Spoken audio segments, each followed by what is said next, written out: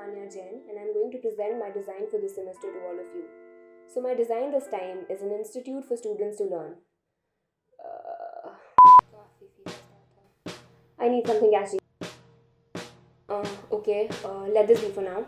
Concept. Let's just move on to the concept. So what I wanted to achieve through this learning center was to engage people through open spaces,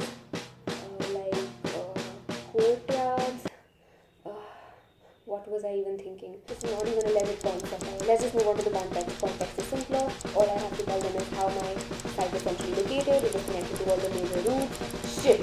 I need to make the sheets also. Concept, design development has to be done. What is the faculty asking about the placement of my blocks? Orientation, fenestration, sun path. Why are my layouts like this?